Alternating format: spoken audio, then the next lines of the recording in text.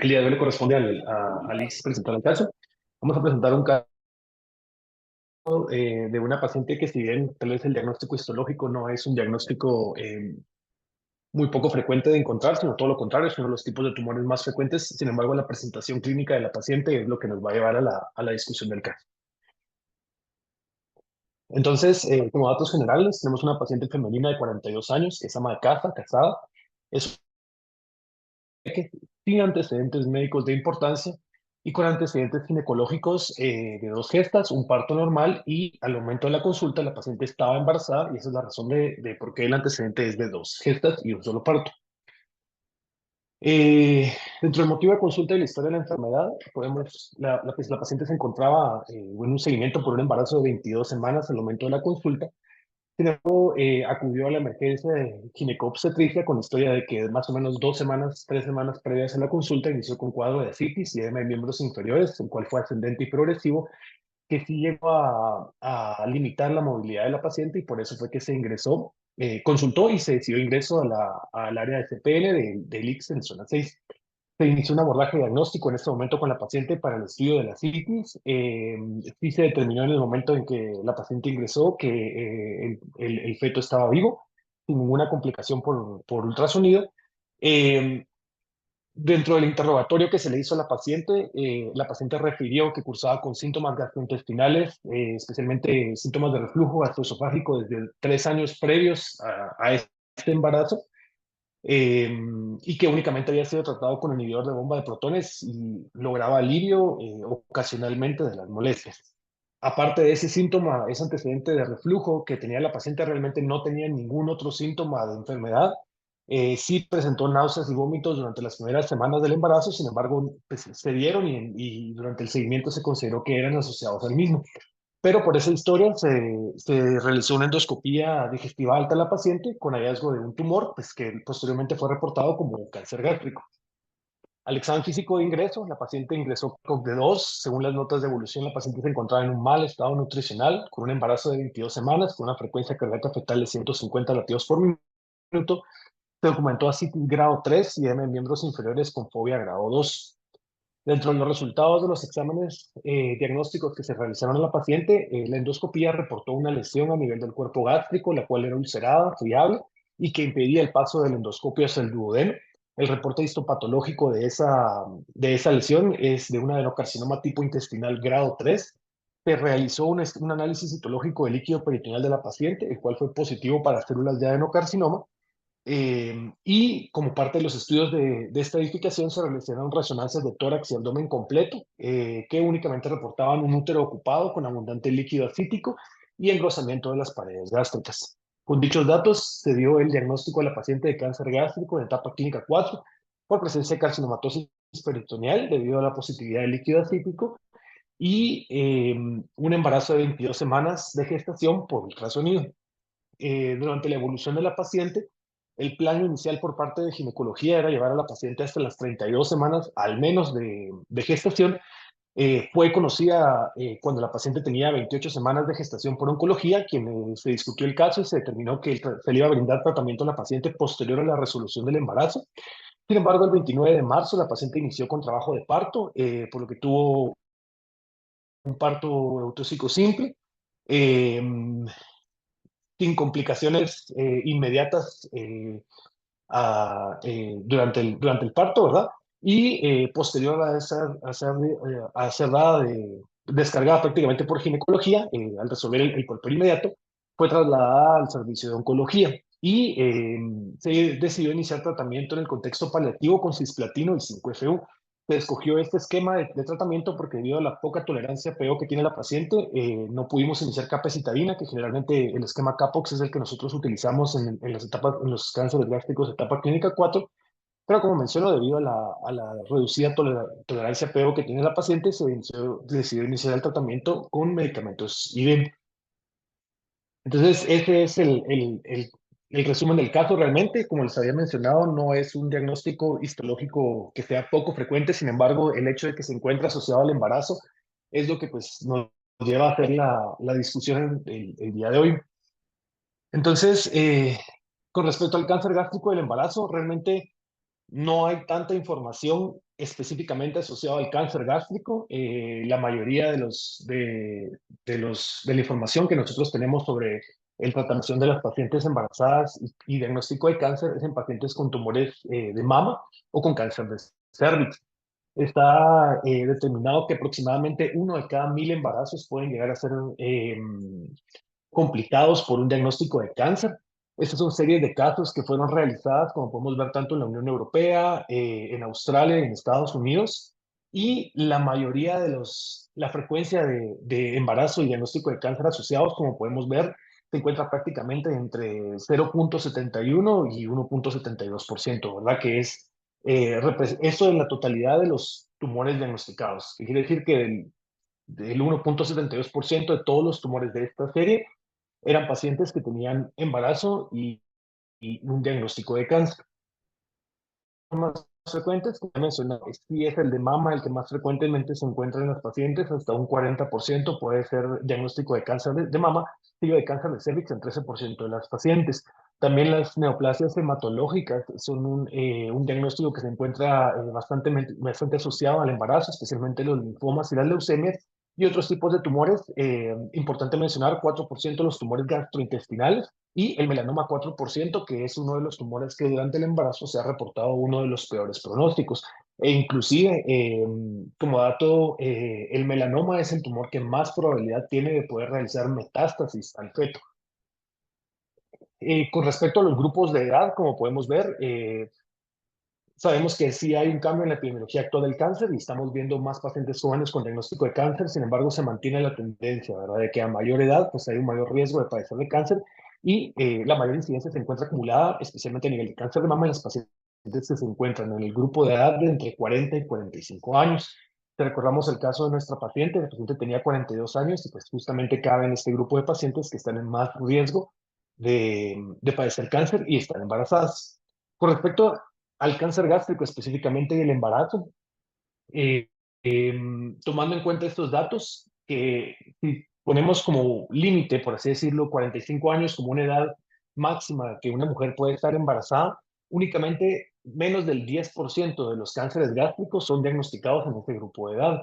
Y aún así, menos del 5% son diagnosticados en menores de 36 años, por lo que, haciendo una aproximación en esta revisión que se hizo, se determinó que la incidencia de cáncer gástrico y embarazo representa entre el 0,026 al 0,1% de todos los tumores, de todos los diagnósticos de cáncer en la población femenina. La mayoría de series de casos son de pacientes en Asia, especialmente en Japón, que sabemos que es uno de los países que tiene una mayor incidencia de cáncer gástrico. En China se realizó una serie de 65 pacientes desde 1985 hasta el 2010 y todas estas pacientes fueron diagnosticadas en etapa clínica 4. Otra serie de 136 pacientes en Japón determinó que 92,5% de estas pacientes fueron diagnosticadas con etapa clínica 4. La supervivencia global a un año únicamente fue del 18% de las pacientes y a 2 años el 15,1% de las pacientes.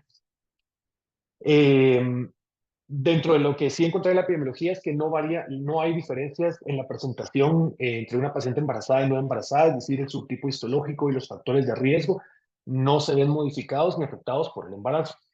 Esta es una serie de 13 pacientes que fueron presentadas documentadas en un hospital de Estados Unidos. Eh, Fueron 13 pacientes, la edad media fue de 31 años. Las pacientes tenían una media de edad gestacional de 22 en el diagnóstico y una edad media gestacional de 32 semanas al momento de la resolución del parto. Prácticamente casi histología difusa. El 92% de las pacientes fueron diagnosticadas en etapa clínica 4. 6 pacientes recibieron quimioterapia, una fue llevada a sala de operaciones con intención de tratamiento definitivo quirúrgico y 3 fueron llevadas a sala de operaciones con un intento paliativo, ¿verdad? Las 3 pacientes restantes, el tratamiento se difirió hasta la resolución del embarazo. Con respecto a los resultados de los recién nacidos, solo una paciente terminó el embarazo, 2 tuvieron abortos tardíos, 10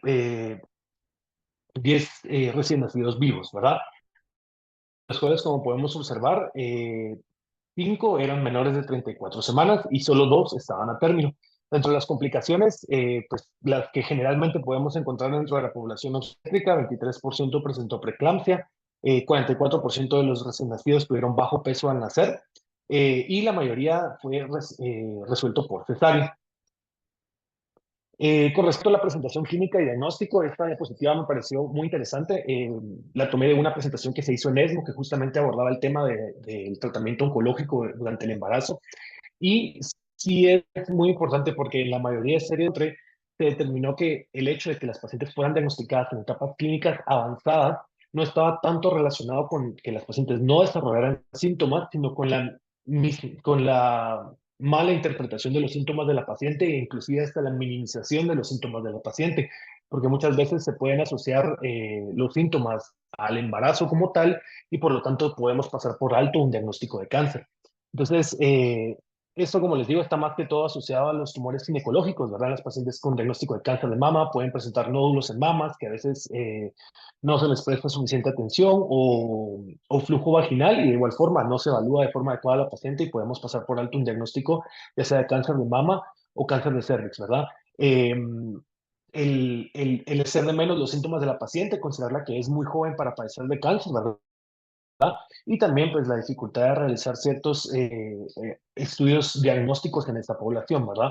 Tomando en cuenta las pacientes embarazadas, sabemos que generalmente las náuseas y vómitos son una presentación muy frecuente, un síntoma muy frecuente del embarazo, especialmente durante las primeras semanas, y también son síntomas que se pueden presentar en los pacientes con diagnóstico de cáncer gástrico. Si bien es cierto, el cáncer gástrico no tiene una sintomatología específica, sí es importante que, por ejemplo, una paciente embarazada que no resuelva los síntomas de náusea durante las primeras semanas del embarazo, pues se dé el seguimiento apropiado con la finalidad de descartar un diagnóstico de malignidad.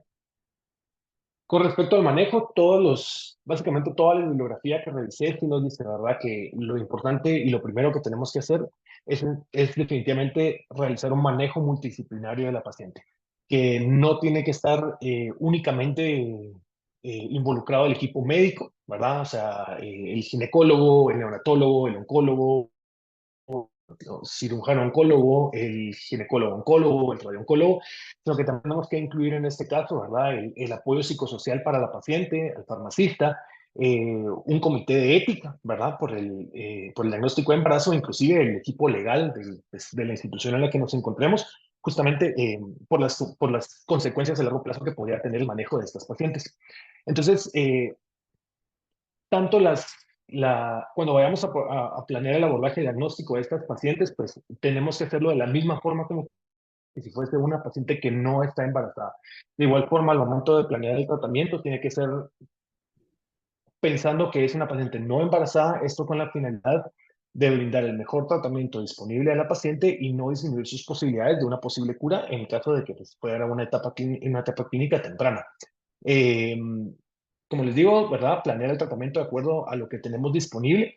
Se tiene que evaluar el riesgo que puede tener el feto en la disposición en útero de los tratamientos que vamos a brindar a la paciente. Y si determinamos que no hay un riesgo de llevar a cabo el tratamiento, pues podemos proceder con el mismo. Si hay algún riesgo o algún riesgo sustancial para el feto, tenemos que plantearnos si existe una modificación durante ese planteamiento del tratamiento que pueda llevar al mínimo el riesgo para el feto y por lo tanto podemos proceder con este. Si no hay una forma de plan de tratamiento de la paciente, pues siempre de acuerdo a las normas establecidas para cada país, se recomienda que se debe determinar la terminación del embarazo o si se encuentra en una adecuada edad gestacional, pues resolver el mismo con la finalidad de poder proveer a la paciente el tratamiento para el cáncer. Eh, con respecto a qué tratamientos podemos dar y qué no podemos dar, en la tabla de la derecha podemos ver según la etapa de desarrollo que se encuentre tanto el embrión como el feto en las semanas de desarrollo, ¿verdad? ¿Qué riesgos tenemos de malformaciones o defectos a largo plazo, ¿verdad? Y esto lo podemos comparar con la imagen que tenemos en la izquierda, en que podemos ver que prácticamente la cirugía sí es posible y la podemos considerar segura durante los 3 trimestres del embarazo. La radioterapia, siempre y cuando no sea dirigida a cavidad pélvica, es segura administrarla durante el primer y segundo trimestre. Sin embargo, durante el tercer trimestre se encuentra contraindicada. La radioterapia a cavidad pélvica definitivamente está contraindicada en los 3 trimestres del embarazo debido al alto riesgo de malformaciones congénitas, así como otras complicaciones para el feto. La quimioterapia está contraindicada en el primer trimestre, pero sí hay estudios que dicen que la podemos administrar de forma segura durante el segundo y tercer trimestre del embarazo. Y la terapia dirigida, como vamos a ver más adelante, no hay suficiente evidencia que apoye el uso, eh, pero pues, se puede considerar en ciertos casos. Con respecto a la estadificación que tenemos que hacer con estas pacientes, específicamente en el cáncer gástrico, generalmente la endoscopía digestiva alta se considera un procedimiento seguro que no conlleva mayor riesgo para la mamá y para el feto. Y cuando existen complicaciones o riesgos asociados, generalmente eso se encuentran más, es más dado por el uso de la sedación que por el procedimiento como tal. El ultrasonido sabemos que es seguro realizarlo durante el embarazo, sin embargo, para determinar una etapa clínica tiene una muy baja sensibilidad o especificidad, pero sí nos puede ayudar en ciertos casos, como por ejemplo a nivel hepático, con la finalidad de descartar presencia de nódulos que sugieran metástasis a este nivel. La tomografía, sí sabemos que por la radiación que genera, sí se encuentra asociada a un aumento de malformaciones, trastornos del desarrollo neuronal y carcinogénesis en los fetos. Por lo tanto, las tomografías se encuentran contraindicadas a menos que se considere que el realizar la tomografía va a permitir tomar una decisión terapéutica que va a mejorar el pronóstico de la mamá. Entonces, esa sería como la única indicación que tendríamos nosotros de realizar una tomografía. La resonancia generalmente sí se considera segura. Había un par de estudios que decía que sí se asociaban a un poco de trastornos auditivos después del parto. Sin embargo, no se ha llegado a comprobar al 100%, pero al menos en la mayoría de guías recomiendan realizar resonancias una única vez para la estadificación y después del primer trimestre del embarazo. Y con respecto al PET, primero, pues en cáncer gástrico, durante una estadificación inicial no tiene mayor recomendación y de momento en las pacientes embarazadas no hay suficientes datos que apoyen su uso, no se ha determinado la seguridad del mismo y por el momento no se encuentra recomendado realizarlo de rutina en las pacientes embarazadas. Eh, este es, a modo de resumen y en muy grandes rasgos, cómo es el tratamiento del cáncer gástrico, ¿verdad? Esto es según las guías de ESMO, como podemos ver, una etapa clínica temprana 1A, lo que se sugiere es es la resección quirúrgica o endoscópica, si es posible. Si fuese una etapa clínica localmente avanzada que va de 1B a 3, se requiere el tratamiento multimodal, ya sea con quimioterapia perioperatoria, con cirugía o pues cirugía posteriormente quimioterapia adyuvante. Y en las etapas clínicas 4, la primera línea de tratamiento va a ser el duplete en la combinación de un platino con una fluoropyrimida, eh, y dependiendo de los marcadores de la paciente, ya sea HER2 positivo o tenga PDL1, pues podemos valorar la adición de trastuzumab o nivolumab. Entonces, para enfocarnos específicamente en estos tipos de tratamientos en las pacientes embarazadas, la cirugía en general, como había mencionado previamente, sí se considera segura realizarla. La planeación de ese tratamiento tiene que ser de acuerdo a la edad gestacional del feto, a la etapa clínica en la que se encuentra la paciente y valorar siempre los riesgos, tanto anestésicos y quirúrgicos, que pueden llegar a desarrollar tanto el feto como la madre. Como mencioné, en las etapas clínicas tempranas 1A, se puede hacer una resección endoscópica. Hay un par de reportes de casos de que se ha realizado la resección sin ninguna complicación para la madre ni para el feto. Sin embargo, sabemos que encontrar un cáncer gástrico de por sí en la población en general es muy poco frecuente encontrarlo en esa etapa clínica. Eh, y para el resto de etapas que todavía son eh, candidatos a tratamiento quirúrgico, ¿verdad? Todos los pacientes con cáncer gástrico localmente avanzado, pues lo que se sugiere es que la cirugía sea llevada a cabo al momento de la resolución del embarazo. En términos generales, la cirugía abdominal por cualquier otra causa puede llevar a un riesgo de muerte fetal o aborto entre un 8 y un 11%, y esto se encuentra más asociado al estado de hipoperfusión, hipoxia e hipotensión que puede desarrollar tanto la madre como el feto por los medicamentos anestésicos o por la hemorragia que puede ocurrir durante el tratamiento quirúrgico. Con respecto a la quimioterapia, específicamente los medicamentos que utilizamos en el cáncer gástrico, como podemos ver en la primera línea, tenemos el fluoracilo como antimetabolito, que según recomendaciones de ASCO lo podemos considerar seguro utilizarlo durante el segundo y tercer trimestre del embarazo. El docetaxel, que es otro medicamento que utilizamos especialmente en las pacientes que reciben quimioterapia perioperatoria con el esquema FLOT, también es seguro utilizarlo durante el segundo y tercer trimestre del embarazo. Y el oxaliplatino, que es otro medicamento generalmente utilizado, pues se puede considerar, perdón, el cisplatino sí lo podemos considerar seguro durante el segundo y tercer trimestre del embarazo, mientras que el oxaliplatino realmente no hay muchos datos ni muchos estudios que nos digan que realmente sí es seguro utilizar el oxaliplatino durante el segundo y tercer trimestre del embarazo, y pues lo único que se hace es extrapolar datos de otros tipos de tumores. Dentro de la primera revisión de los 13 casos que les había mencionado, estas son las pacientes que habían recibido tratamiento con quimioterapia. Como podemos observar, la primera paciente tenía 24 semanas de gestación al momento del diagnóstico, era la que más edad gestacional tenía, prácticamente era un tumor de Krukenberg, que tenía masas anexiales asociadas. La paciente recibió 4 días de tratamiento con 5-FU en la semana 29 de embarazo, y posterior a eso empezó con trabajo de parto, por lo que tuvo parto a las 29 semanas. Sin embargo, la paciente falleció 2 días después de haber recibido después de haber resuelto el parto. Otra paciente que recibió quimioterapia en contexto paliativo con la combinación de cisplatino y 5-FU, ¿verdad? Durante las semanas 12 a 24 de embarazo, tuvo parto a las 26 semanas y falleció 7 meses después asociado a la enfermedad. Otra paciente con una etapa clínica patológica 3C recibió Folfox perioperatorio durante la semana 18 a 26 de gestación. Tuvo un parto pretérmino a las 36 semanas, y la paciente falleció 41 meses después del parto. Y como podemos ver, las otras pacientes, esta paciente, la cuarta paciente, perdón, sí tuvo una laparoscopía para realizar una gastrectomía seguido de Folfox adyuvante. 4 ciclos que lo recibió durante el embarazo, no hubo complicaciones y se realizó un parto a las 36 semanas. La paciente no tuvo evidencia de enfermedad a los 12 meses, no se reportó el estado final de la paciente. Y en el último caso también era un tumor de Krukenberg que recibió 2 ciclos de paclitaxel asociado a F1.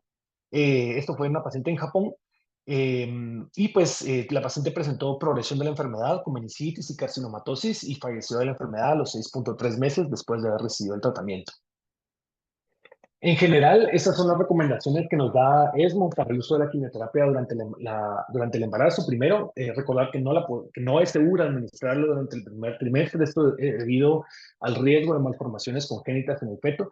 Se debe utilizar el protocolo estándar, no se debe realizar modificación de las dosis. En un par de revisiones que encontré, en una primera instancia se había planteado que las pacientes embarazadas, por el aumento del volumen y todos los cambios fisiológicos que ocurren durante el embarazo, podrían llegar a necesitar una dosis mayor de quimioterapia. Sin embargo, esta hipótesis nunca se comprobó, por lo que se recomienda utilizar la dosis estándar siempre y ajustarla al peso actual de la paciente. Se debe mantener la intensidad de la dosis y no ceder los ciclos de tratamiento, excepto que haya alguna complicación derivada de la quimioterapia que nos indique, por ejemplo, en el contexto de una paciente que no se encuentra embarazada, que se debe retrasar la administración del tratamiento. Como he mencionado, no aumentar ni disminuir la dosis, y lo que sí se recomienda es que si el embarazo aún se encuentra entre las 35 y las 37 semanas de gestación, se debe descontinuar la quimioterapia, esto por el riesgo de la neutropenia especialmente, que puede llegar a presentar tanto la madre como el feto en el momento del parto. Con respecto a las terapias dirigidas, como le había mencionado previamente, trastuzumab es uno de los medicamentos que utilizamos en el cáncer gástrico, esto apoyado por el estudio TOGA, que sí demostró un beneficio en la supervivencia global de las pacientes. Recordando el mecanismo de acción del trastuzumab, es un anticuerpo que se une a los receptores HER2 en la célula e impide la heterodimerización de estos, y por lo tanto la activación de las cascadas de proliferación celular. El principal riesgo que se ha documentado asociado al uso de trastuzumab durante el embarazo viene de las pacientes que lo utilizaron estando embarazadas y con diagnóstico de cáncer gástrico, y sí se ha asociado cuando se administra durante el segundo trimestre a la presencia de oligohidroamios o anhidramnios y prematuridad en los fetos. Entonces, por lo tanto, pues se considera que está contraindicado, y si es necesario, pues los riesgos tienen que ser discutidos en un equipo multidisciplinario, y siempre que la paciente se encuentre enterada de los riesgos y beneficios que tiene este tratamiento. Esta es una serie de casos de pacientes que recibieron trastuzumab estando embarazadas. Todas tenían diagnóstico de cáncer de mama, ninguna era un cáncer gástrico. Y como podemos observar, las pacientes que se encuentran en las líneas rojas son los que sí desarrollaron complicaciones asociadas al uso del medicamento y el tiempo de exposición que tuvieron eh, durante el tiempo de exposición que tuvo el medicamento durante las semanas de gestación del feto. Entonces, pues sí hay un riesgo bastante elevado de que el feto tenga oligodromios con el uso de trastuzumab. Este es un resumen de otros tipos de complicaciones que podemos encontrar por el uso de trastuzumab. Hasta un 55% de los recién nacidos pueden tener complicaciones respiratorias, 15% inclusive pueden desarrollar complicaciones renales y 10% complicaciones relacionadas con la prematuridad y 20% desarrollan algún otro tipo de complicación. Con respecto al uso de PD1 y PL1, ¿verdad? Recordando que el nivolumab y el pembrolizumab sí están recomendados por las guías de NCCN como el tratamiento de primera línea en el contexto de cáncer gástrico etapa clínica 4.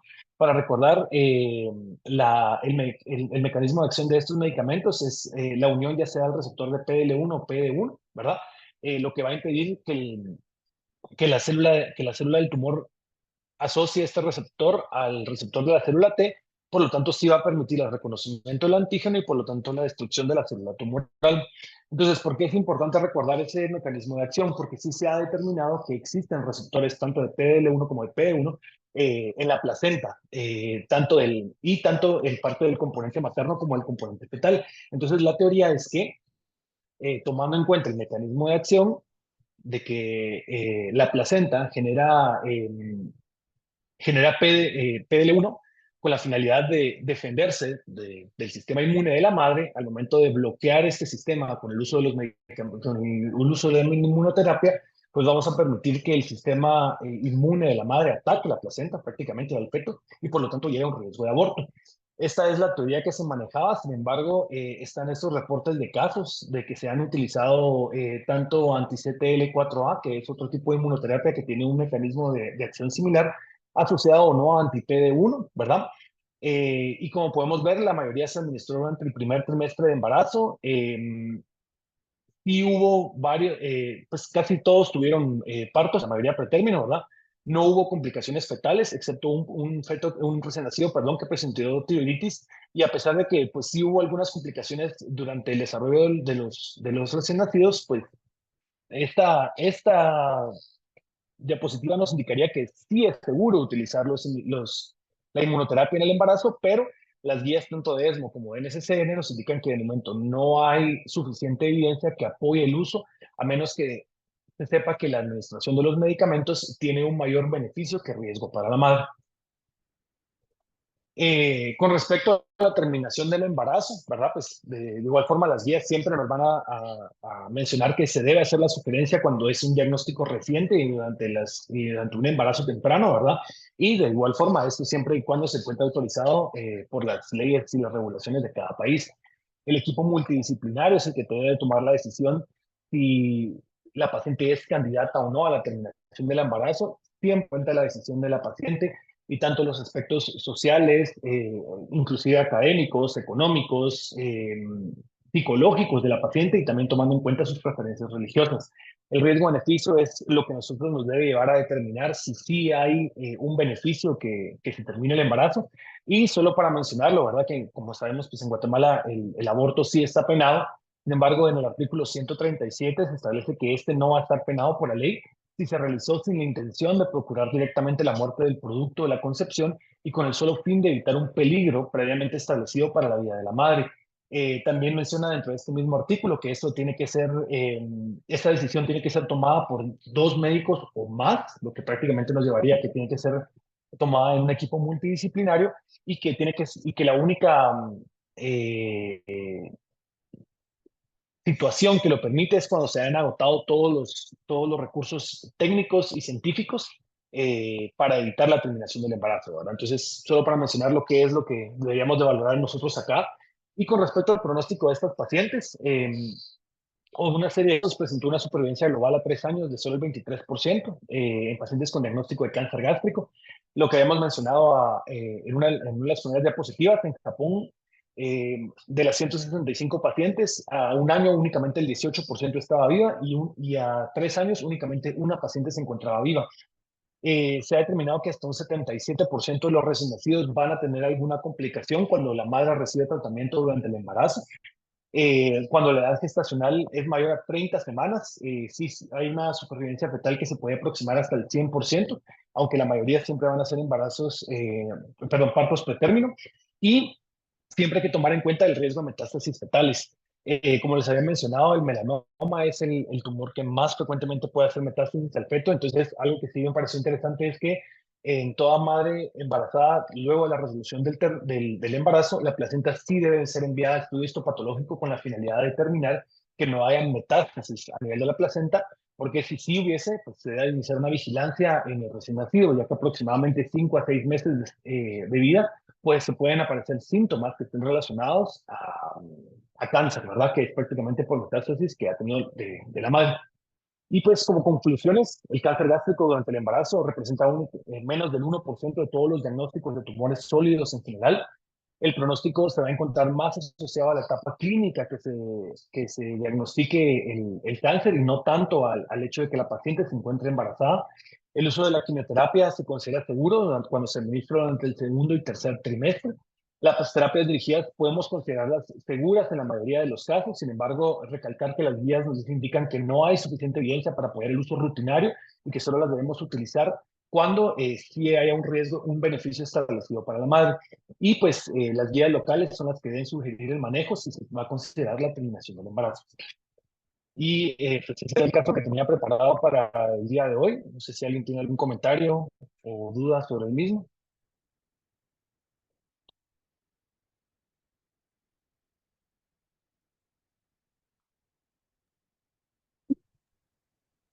Muchas gracias, doctor. Muy buena presentación, excelente revisión y pues es un caso bastante raro, extraordinario, pues yo en muchos años que llevo en el área de oncología, pues yo creo que es el primer caso porque la mayoría de casos que ve uno con embarazo es en cáncer de cervix y de mama. No sé si tienen alguna pregunta o comentario, el doctor Hugo Castro está por ahí.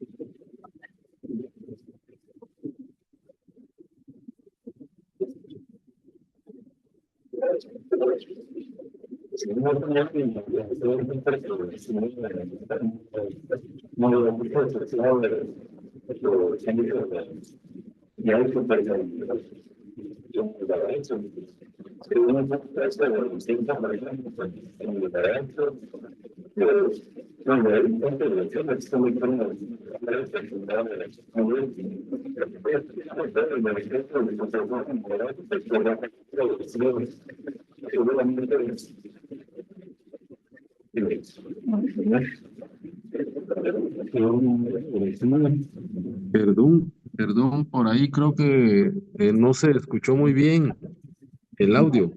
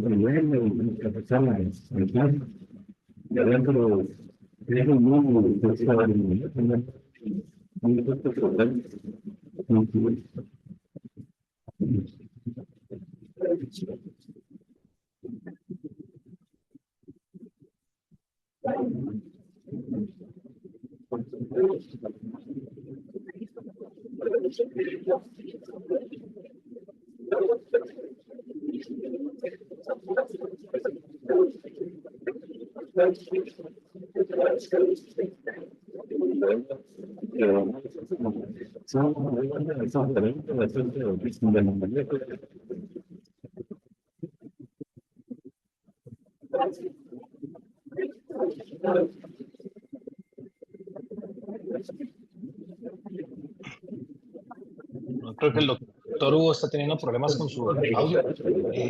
No sé si alguien tiene alguna pregunta o comentario. Habría que avisarle al doctor Hugo Castro que lamentablemente no se le escuchó mucho su comentario y no sé si podría ubicarse para hacer el comentario. Entonces, doctor, muy buena presentación, como le dije. Yo sí tengo algunas preguntas. Ahí tenemos a compañeros residentes de ginecobstetricia de Pamplona. A lo mejor nos pudieran refrescar un poco a todos acerca de las indicaciones de la madurez fetal, por ejemplo, en estos casos que pues a veces tienen embarazo y tienen cáncer o tienen algún problema médico, ¿cómo es el protocolo de manejo para la madurez pulmonar, por ejemplo? ¿Y en cuánto tiempo podría considerarse viable el feto para resolver la situación del embarazo y comenzar un tratamiento? Por ahí veo al Pues, doctor Christopher Ojales, al doctor Cepeda.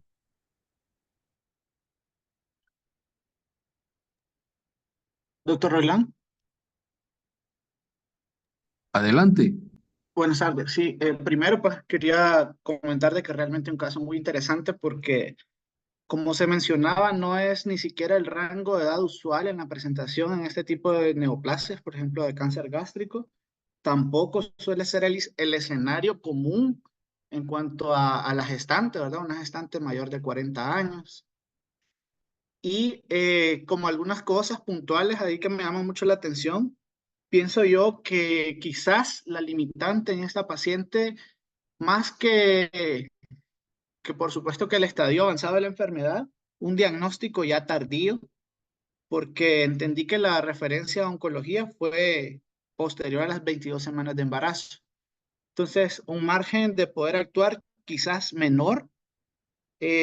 También dentro de las limitantes del abordaje del tratamiento en el embarazo, creo que si bien las principales modalidades de tratamiento, como pueden ser quirúrgica o el uso de quimioterapia, no están contraindicadas en este tipo de pacientes, siempre surge la limitante por la poca experiencia que pueda haber a nivel de cada institución.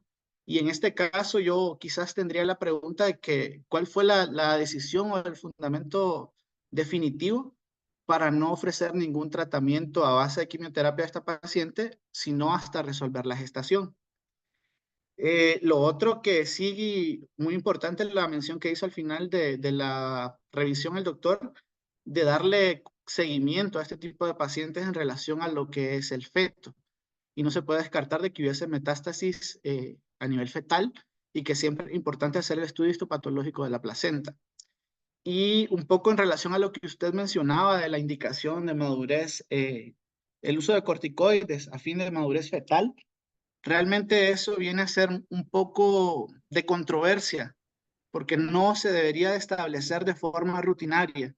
Y si bien es cierto que se trata de una paciente que tiene una patología oncológica, no deja de ser esto una indicación meramente obstétrica. O sea, no tiene mayor beneficio que yo indique de forma rutinaria, por ejemplo, 24 o 28 semanas la maduración pulmonar, si realmente yo no tengo definido cuál va a ser mi plan, en este caso de resolución del embarazo. La mayoría de guías recomiendan que se deben de ir planteando metas a corto plazo para poder resolverlo. En primera instancia, idealmente llegar al menos a las 32 semanas. Y luego de eso se va haciendo una evaluación objetiva a corto plazo, cada 2 semanas, 34, 36 semanas. Y la mayoría de revisiones hablan de que luego de las 36 semanas no hay mayor beneficio de continuar la gestación a este tipo de pacientes y por el contrario se retrasa su tratamiento definitivo. Solamente eso quería agregar. Muchas gracias. Gracias. Creo que tuve un poquito de problemas con mi conexión y no logré escuchar todo, pero para resolver las dudas, sí, la paciente consultó por ascitis cuando tenía 22 semanas de gestación.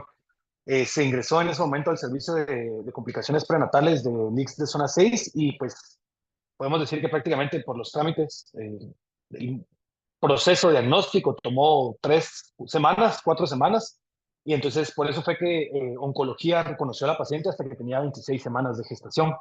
Y la decisión de dar tratamiento, de esperar la resolución del embarazo para iniciar el tratamiento, fue más que todo por el estado funcional de la paciente. La paciente sí tiene un ECOG-2 con mal estado nutricional. La paciente prácticamente con muy poca tolerancia a PO, únicamente tolerancia a líquidos y no en grandes cantidades. Entonces la paciente se encuentra con nutrición parenteral. Eh, y por eso, tomando en cuenta que probablemente, y la etapa clínica, que era una etapa clínica 4, por lo tanto el tratamiento con quimioterapia es prácticamente en un contexto paliativo, con la finalidad de evitar mayores complicaciones durante el embarazo, fue que se decidió que se iba a administrar el tratamiento hasta después de la resolución del mismo.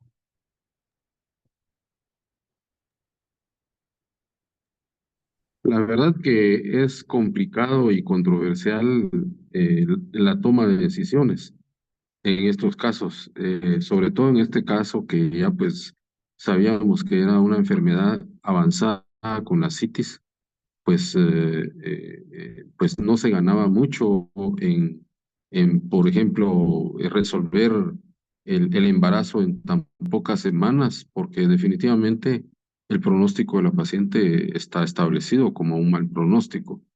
Entonces aquí lo que quedaba era proseguir con el embarazo hasta resolverlo y pues dar vida a un ser humano, que también eso es lo controversial muchas veces en los primeros meses o en el primer trimestre del embarazo tomar una decisión, aunque los protocolos dicen que pues lo que más frecuente encontramos es cáncer de mama, cáncer de cervix, pues provocar el aborto terapéutico, porque también o es una vida o es la otra. Sin embargo, pues yo creo que son muy particulares los casos y creo que al final la decisión del tratamiento establecido en la paciente considero que fue lo adecuado, ¿verdad?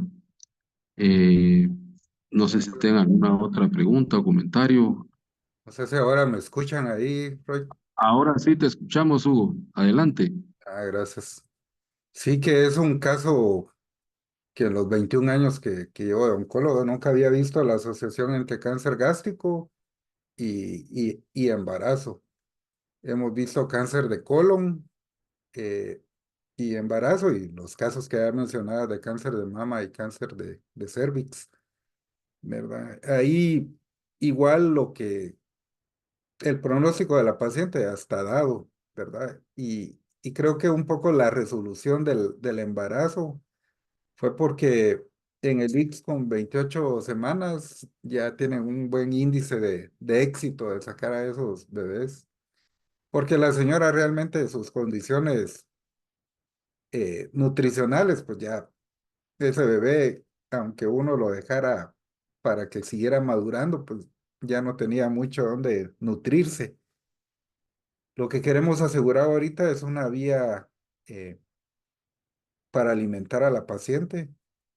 Ahorita estamos viendo con Gasco si hay posibilidad de ponerle una endoprótesis en el píloro, ¿verdad? Porque no se puede ni hacer ni yeyunostos por la citis que tiene. No se puede mantener con parenteral de por vida. La sonda nasogástrica no logra pasar donde está la obstrucción del píloro, ¿verdad? Es un caso difícil. eh, el bebé o la bebé pues ha ido, ya la sacaron de la incubadora, ya la tienen como cangureando, dicen ellos. Entonces de la bebé pues ya se salió más o menos de la pena, pero sí es un caso muy complicado, ¿verdad? No, realmente es llevar a la paciente o sacarla del hospital, que es lo que uno quiere, pues no tiene tolerancia y el desenlace va a ser por la nutrición. Pero seguramente ese es desafortunadamente, el destino de la paciente, ¿verdad? A morir de inanición. Es complicado realmente en este caso y como vos decís y como yo lo mencioné, yo creo que gracias por la presentación y compartir el caso. En mi tiempo también, yo creo que es el primer caso que yo escucho de un cáncer de gástrico y embarazo. Lo que sí menciona la literatura es que muchas veces dicen que el factor pronóstico de embarazo y un cáncer pues prácticamente no cambia. Pero yo la verdad, en el tiempo que he visto los casos con cáncer y embarazo, por ejemplo, cervix y de mama sobre todo, que es lo más frecuente, pues sí hemos visto que los tumores crecen más de lo esperado y aunque dicen que eso no es mal pronóstico y que no, el embarazo no lo causa. Sin embargo, les comento que hace un par de semanas ahí en Pamplona vimos una paciente que tiene un cáncer de embarazo, tiene un cáncer de mama y localmente avanzado y un embarazo que fue referido para oncología médica.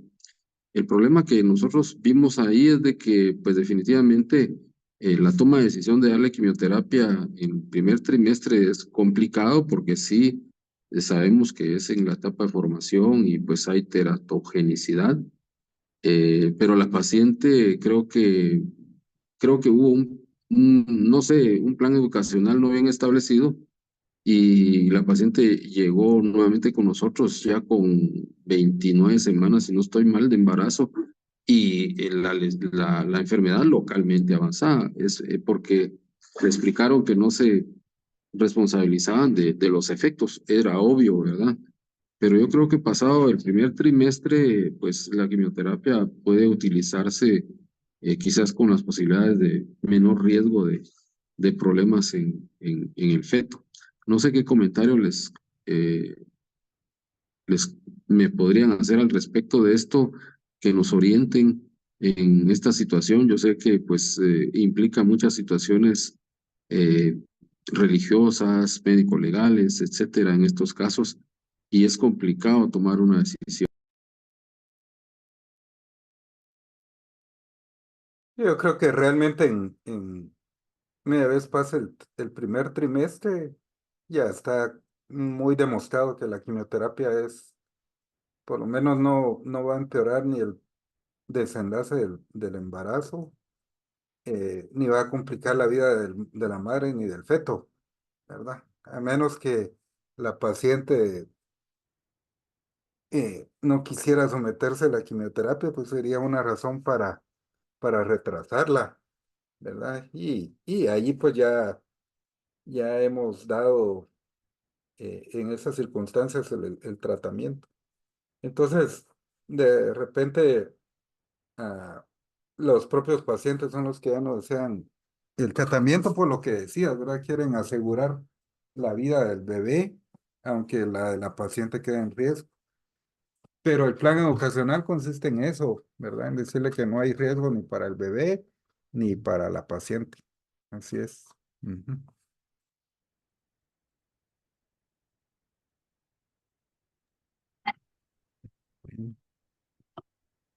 Bueno, gracias ahí por Hola, los solo comentarios. Adelante. quisiera comentar algo. Bonita clase, Pablo, gusto escucharte.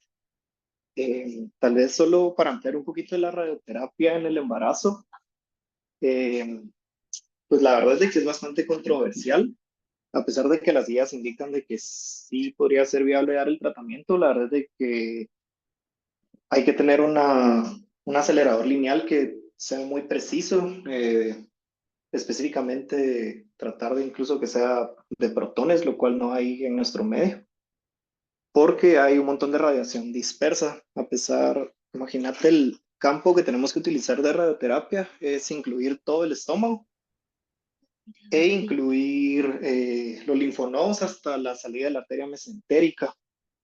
Entonces, pues es un campo bastante extenso y nos limitaría mucho el no llegar o sea, nos costaría mucho no llegar que no llegara radiación al feto.